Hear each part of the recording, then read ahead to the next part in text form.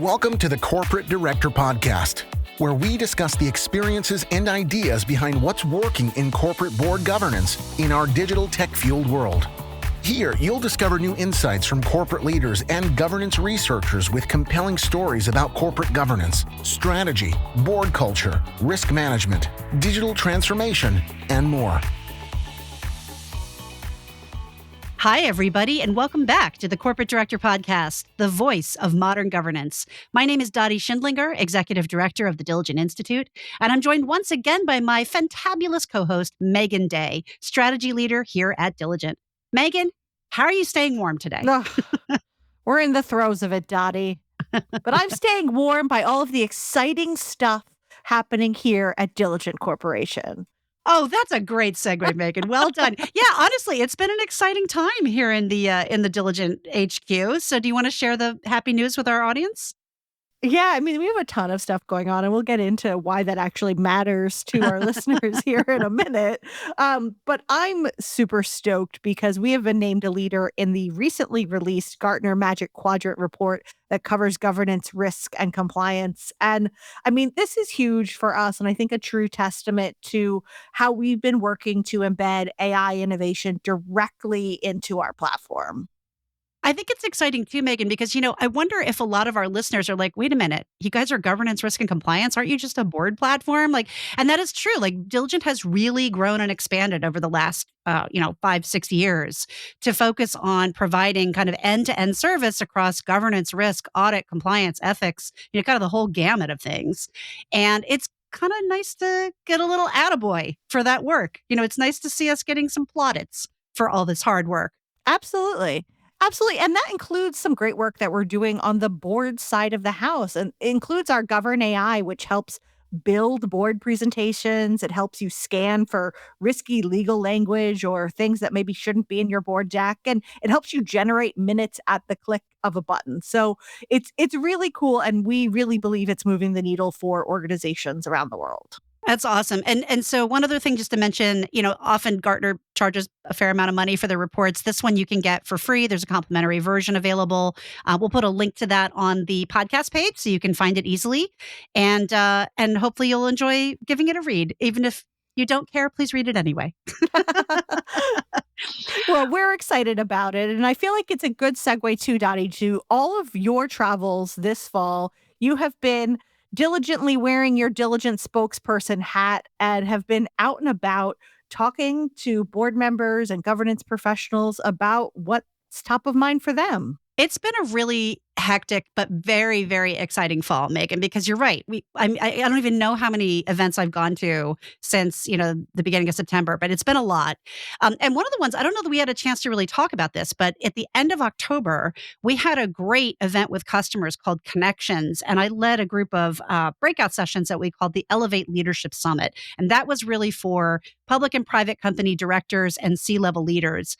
And we did a series of sessions. And, one of the sessions that really has just stuck with me, I had the opportunity to sit down with two leaders from Edelman Smithfield, and we were talking about corporate culture. And what we were saying about corporate culture isn't just, are your employees happy or not, but how as a board member can you lead in this moment when the culture outside the office really bleeds into the office, and, things happening out in the broader world in the geopolitical context and, kind of what's happening in society changes how your brand resonates with people. And it just feels like such a landmine. It feels like such a loaded issue that, do we say something about this issue happening in the press today? Don't we say something about this issue? And it's almost like you can't win. So I wanted to talk to these two leaders at Edelman Smithfield. They do that trust barometer. And I wanted to talk to them about this issue. And they just had such great insight. I mean, one of the things I really took away from that was,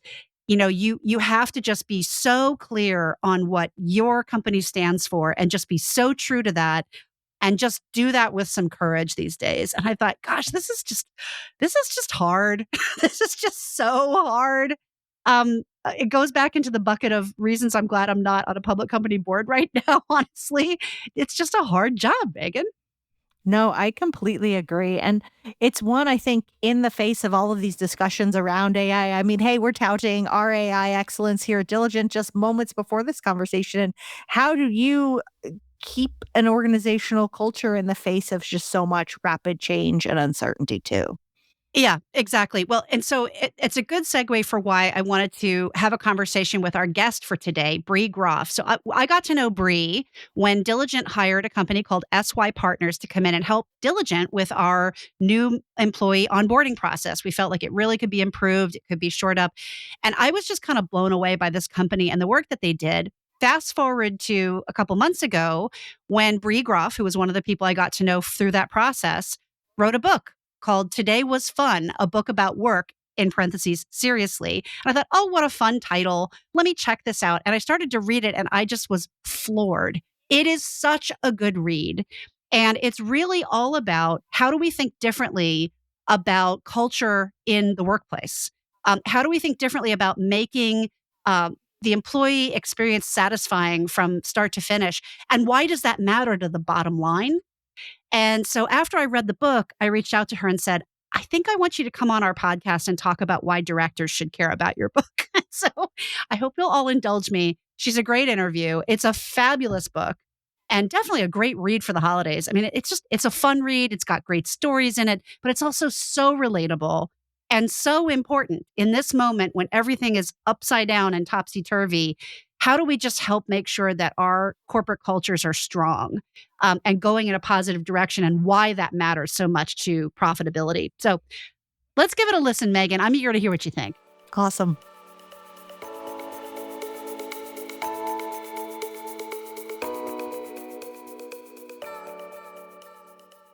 Joining us on the Corporate Director Podcast today is Bree Groff. Bree Groff is a workplace culture expert and the author of Today Was Fun, a book about work seriously.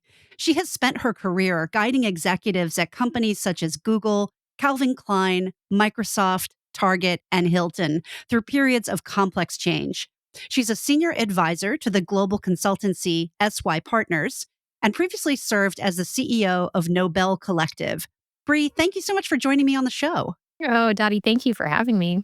Oh, this is such a great interview. I'm so excited, Bree, because, for those who don't know, Bree and I had the opportunity to work together when one of the companies that she was helping to advise was Diligent. And we worked together on a really cool and fun project for onboarding and culture. It was really great. It was so much fun to work with you. So when I saw that you wrote a book, I could not wait to get it in my hot little hands. I was so excited to read it, and it was such a good read. So I want to just start by having you share with the audience what inspired you to write this book, and was there a particular moment or experience that sparked the idea to write this book? Yeah. So it's a book about fun at work, but actually, the moment that inspired it was sort of a moment of existential grief, which I know existential grief and fun don't always go hand in hand. But yes, I had the unfortunate circumstance where my mother was diagnosed with a terminal cancer. I took immediate leave from work to care for her. My father already had Alzheimer's and I'm an only child, so I was in it. And there was this one moment when I was with her. She was being treated at Memorial Sloan Kettering Cancer Center here in the city of New York. And I remember she'd been given a prognosis. I'm sitting there in the waiting room watching oncologists walk by, realizing their whole job is to create and extend more human days. And then I got this text from a friend in that moment, and I looked down at my phone and it said, "Oh, I hope you're hanging in there. Things at work are good, but I can't wait for this week to be over." And I thought, oh God, it felt sacrilegious in that moment, that statement, "I can't wait for the week to be over," which is something we say all the time, right? Like, oh my God, when can it be Friday? But it struck me that our Mondays are not a renewable resource, that it's important for us to enjoy our work. Employee engagement is important for performance, but also it's important because, we only get so many days on this planet and we should be enjoying more than 2/7 of our lives. So in that moment, it was sort of a wake-up call. And I thought to myself, I have all of this professional experience around culture, employee engagement, culture change, transformation, that I have something to say about how to create better days at work, and now the motivation to do so. Well, I love it so much. And just For the sake of our listeners, because I want to make sure to explain, why did I want you to come on this podcast that is really geared towards corporate directors, right? Because, of course, a lot of the things that we're talking about are kind of in the province of the CEO, and they're kind of in the province of the management of the company.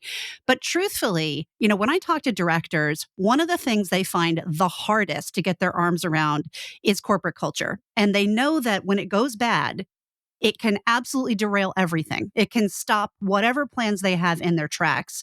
And so, what I loved about your book was the idea of something really tangible, really practical that anyone can implement no matter what level of the company they're in, whether they're, a frontline worker in the boardroom, in the C-suite, wherever they are. There are things each person can do to try to make a better culture at work. And so, could you share a little bit about the core message of the book? What are some of the things that you're really trying to hammer home in this book? Yeah. So first of all, absolutely. Culture is a huge risk factor. Culture is essentially how your people are showing up, how they're making decisions day in and day out, and whether they intend to stay and be there and do their best work. So absolutely, I think it's a corporate director topic. And yeah, my core message of the work is that we need to be valuing the human days that organizations consume on equal footing with valuing the customer experience, valuing the bottom line. When we think about organizations and like at the biggest level, they're functioning, right? You're producing a good and service, you're bringing in some money, but that's only half of the equation. The other half of the equation is that you are consuming human days, and probably your biggest expense is payroll. And so we need to be thinking of what's the quality of those human days. Yes, because engagement drives productivity, and there's tons of research out there already that says that.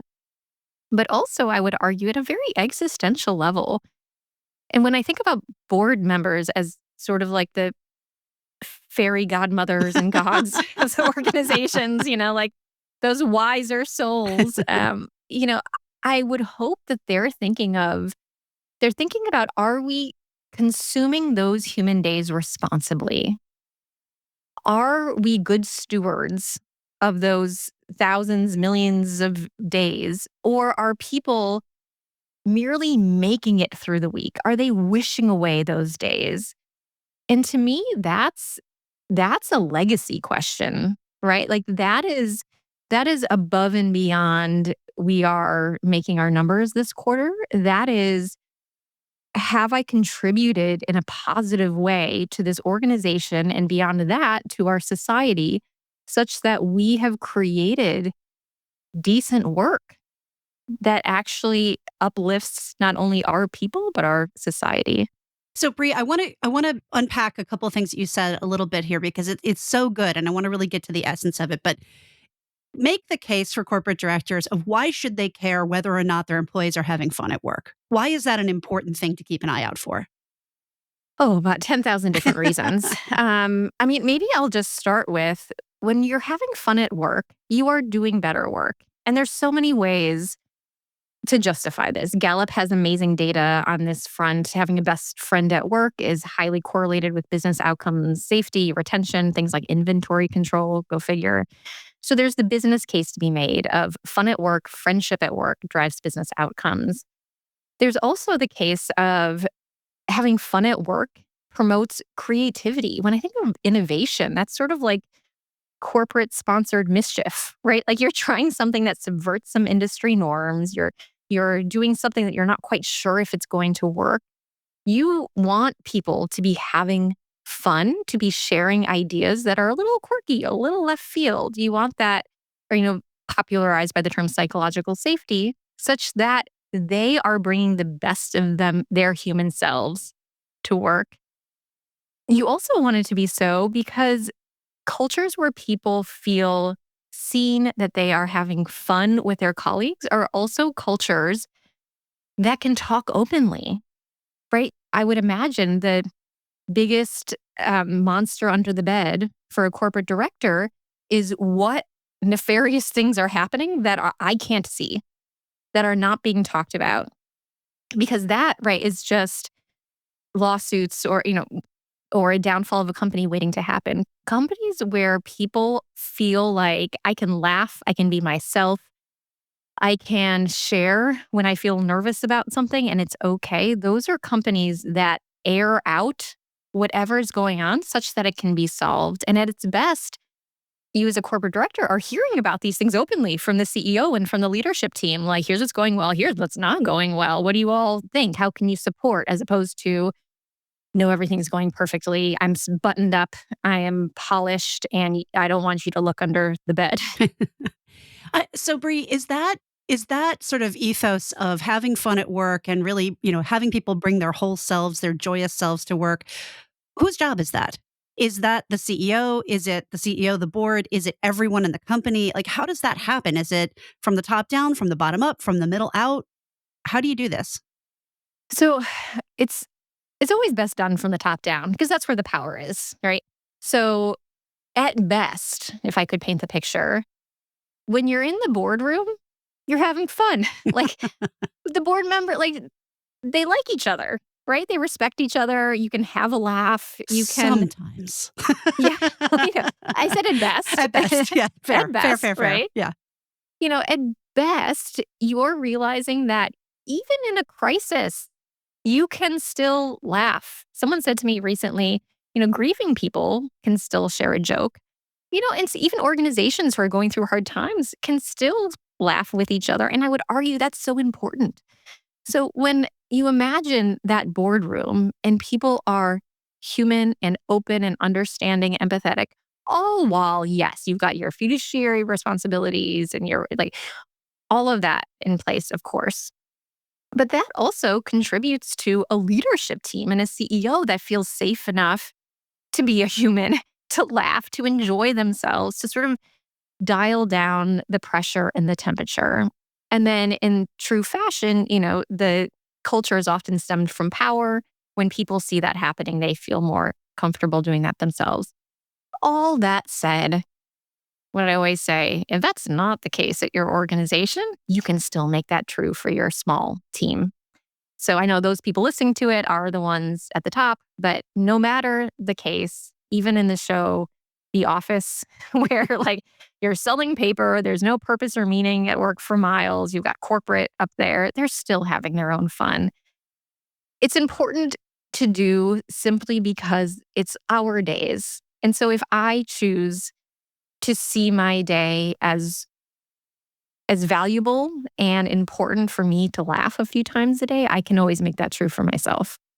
So, what are some of the early warning signs or some of the red flags that corporate directors, CEOs, HR directors should kind of keep an eye out that would tell them that the company's culture is maybe heading in the wrong direction, or maybe people really are decidedly not having fun at work? I mean, what should they be looking for? Oh, yeah. The biggest red flag is no orange flags. So here's what I mean by that. Generally, in cultures that are struggling, where there's not fun, people are feeling not respected, or they're just down or not having a good time, whatever the issue may be. Generally, in my experience, people try to speak up.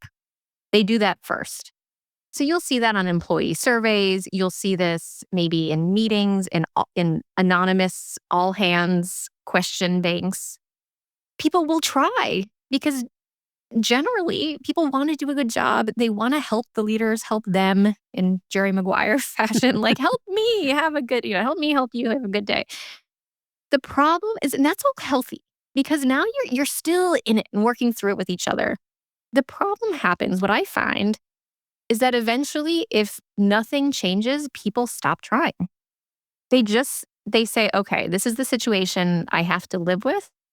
And this is where you get those trends around like quiet quitting or, which is less prevalent now because the job market is different. But the idea that I'm not going to try to make the culture better. I'm actually not going to try and be part of the solution. The leaders can fix it if they want to fix it. I'm going to come, I'm going to do my job. I'm going to go home and hope for the best. But nobody wants that. Right? Like at best, corporate directors, CEOs want people to be invested in making the workplace better and more joyful. They want, especially because leadership is lonely, like at best, The happiest CEOs I know are ones where their people are in it with them, really sharing their creativity and passion and hope to make the organization better.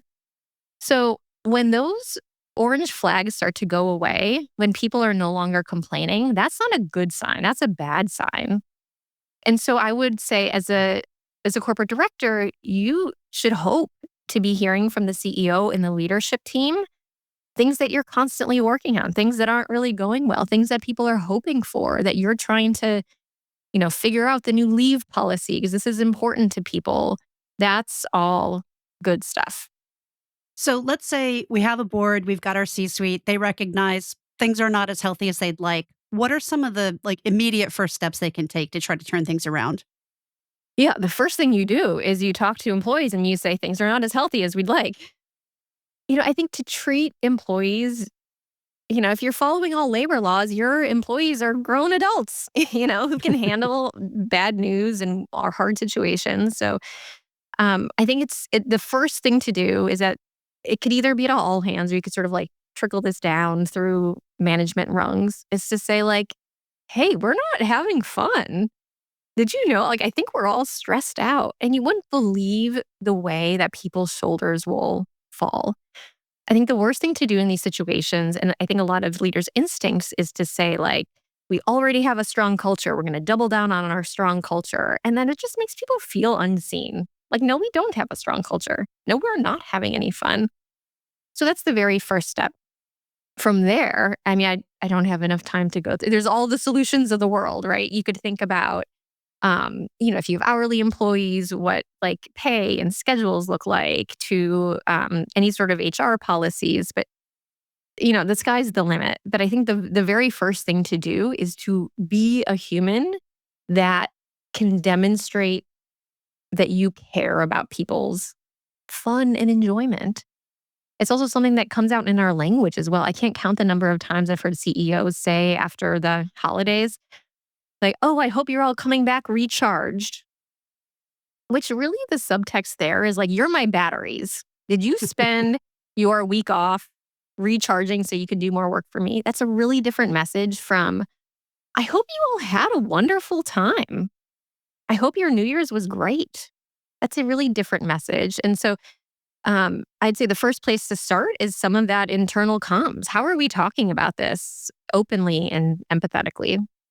I love that so much. I want to go back, though, to one of the things you were talking about in terms of some of the tactical things that they can do, right? Taking a look at what are pay rates and schedules and all those kinds of tactical things. And I want to just ask you, I feel like that's where people tend to gravitate because it's practical, it's tactical. We know how to do those things. There's a checklist. How do we avoid having culture initiatives devolve into this checklist of items, a check the box exercise, basically, rather than really leading to meaningful change? Yeah. My favorite way to do this, to make sure it's not a check the box exercise, is through all of my leadership, I've always tried to befriend the curmudgeonly popular employees. There's always a few that are a little bit more cynical. And the ones, you sort of know who these people are. It's oh, this person's in high school, they were cool. They knew everybody. They knew the grapevine. You need to tap into the grapevine because that's where you'll really find out, do people really care if we add this one benefit that's going to be on page 5 of the employee manual? Maybe not. Let's just not bother. But you might find out what actually is disproportionately important. I've been thinking a lot more lately about how we can double down on some of the daily experiences of work and improving those, even above and beyond some of the bigger, oh, this sounds so fancy, we're going to reorg and it's going to make everything better. But just is your coffee good? I don't know. Is there an annoying tick in your software where people have to put expense reports and it drives everyone crazy? Can you fix that? Does everybody love when the CEO makes stupid puns? Get that CEO some airtime at your next all hands. What are those? I've heard it called reverse pet peeves. that your people have, right? A pet peeve is something small that disproportionately annoys you. A reverse pet peeve is something small that disproportionately brings you joy. If you can go hunting in your organization for what are some of those small things that people love, even if it's just like silly rituals, like I love that we get to hear from a customer once a month, or I love that, and whatever, if you dress up for Halloween and that's fun. Those sorts of daily experience of work kinds of things can also be really important, sometimes even more so than whatever, new line you're putting in your employee manual.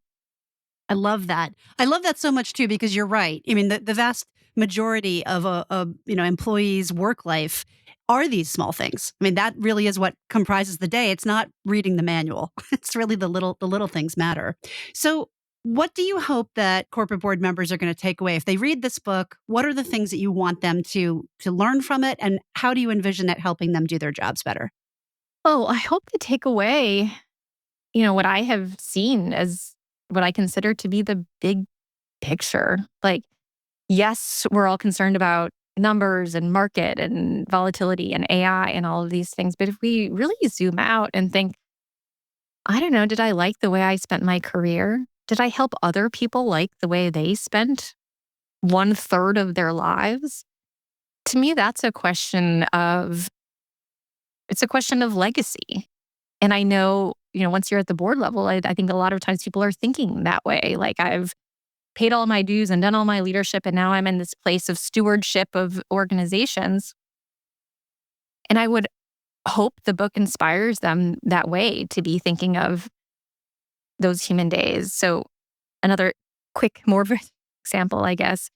Over my time as a leader, I've had 2 employees pass away from cancer.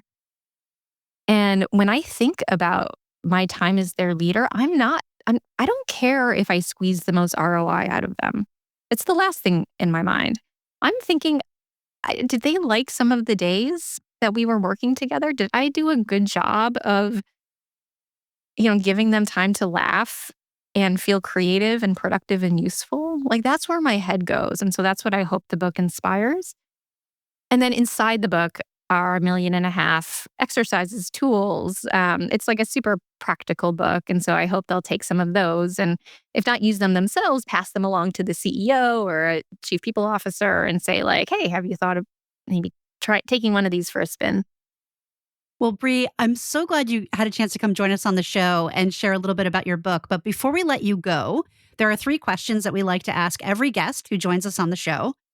The first question is, what do you think will be the biggest difference between boardrooms today and 10 years from now? Oh my God, it's like so long. um, I sometimes think of leadership as like we've moved from the land of maps to the land of compasses. I think that's probably even more so. The maps, the strategic plans, like that's all. We're done with those. Like I don't know. Who knows what's gonna, especially with AI, who knows what's happening? Like the maps are just not that great. So I think ever more so, the job will be, are we going the direction we want to go? And are we enjoying the journey on our trek north, whatever that may be? I think those directions, or those 2 questions, the direction and the quality of the journey, will be most important. Next question I have for you. What was the last thing that you read, watched, or listened to that made you think about governance in a new light? Oh, it's not like a TV show if that's the answer, but we are applying for middle school for my daughter right now, which is sort of like applying to colleges in New York. Anyway, it's crazy. We're touring a whole bunch of schools, and one of the heads of schools, I remember they said, above all, we're really good at change. And I remember I was just immediately enamored. I'm like, that's what I want in a school. I want to know that in a world where, like, I don't know if there's going to be jobs in 8 years or, in 12 years for my daughter. I want to know that a school is being responsive to how the world is changing. And so it just had me thinking about the governance of that school, but also more broadly, to be good at change is the superpower. Like that's, now you are the goose that lays the golden eggs if you can be good at change consistently. I love that. And finally, Bree, what is your current passion project? Um, I'm in the sandwich generation. So my passion project is taking care of my dad. So I see him a lot with my extra time and then middle school applications. One day I'm gonna take up pottery, Dottie. It's gonna be great. But that sandwich generation has kind of gotten me squeezed. I have to say, taking care of your family seems like a completely all-encompassing passion project. And so Yeah. I can't imagine adding pottery to that. That sounds like a lot to me. Yeah, one day. Well, Bree, I just want to thank you so much for coming on the show and sharing your vision with us. I think this was a really great conversation. So thanks for being my guest. Oh, thank you for having me. I mean, honestly, Dottie, I just wanted to hang out with you more, which is ultimately my vision of work. Same. We're just hanging out on the planet, making some stuff. We've been joined today by Bree Groff, the author of Today Was Fun, a book about work seriously. And she is also a senior advisor to the global consultancy SY Partners. Bree, thank you so much for joining us on the show. Thank you.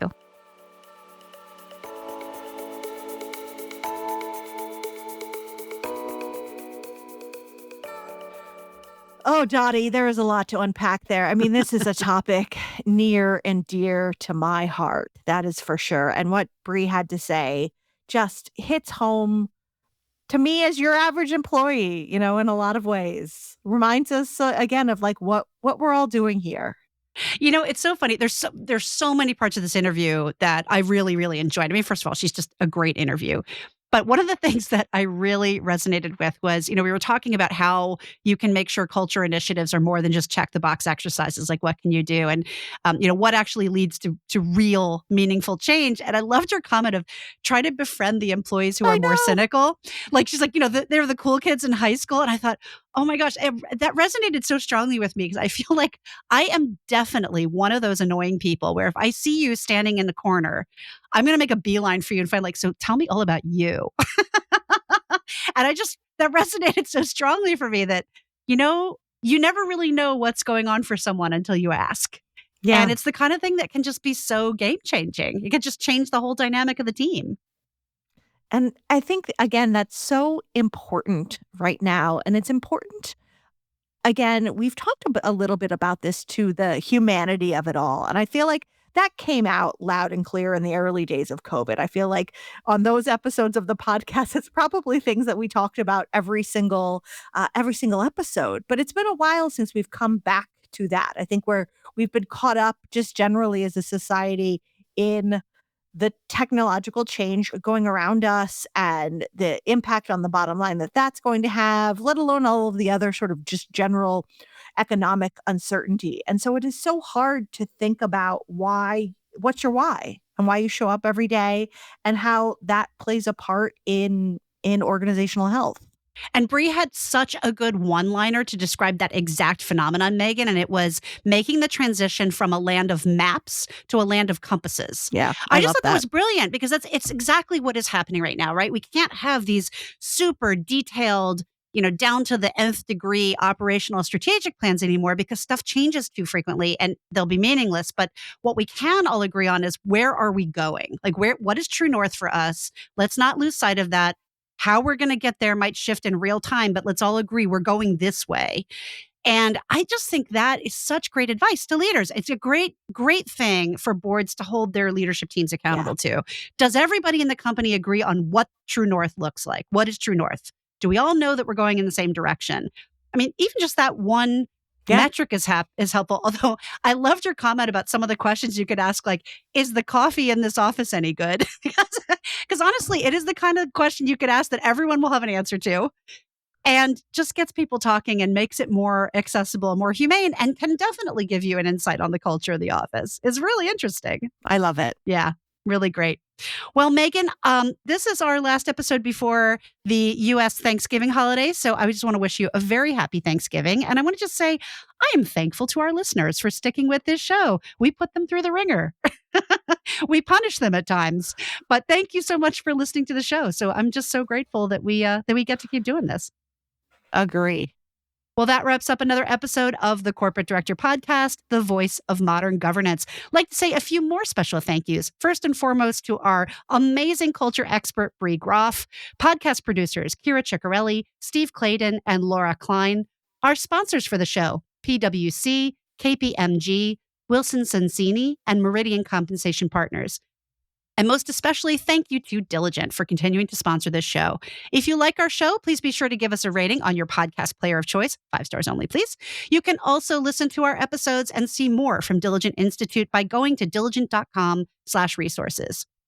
Also, if you happen to serve on a nonprofit or public sector board, then tune into our sister Diligent podcast, Leading with Purpose, for expert conversations on governance, risk, and compliance that makes an impact for mission-driven organizations. Thank you so much for listening. You've been listening to the Corporate Director Podcast.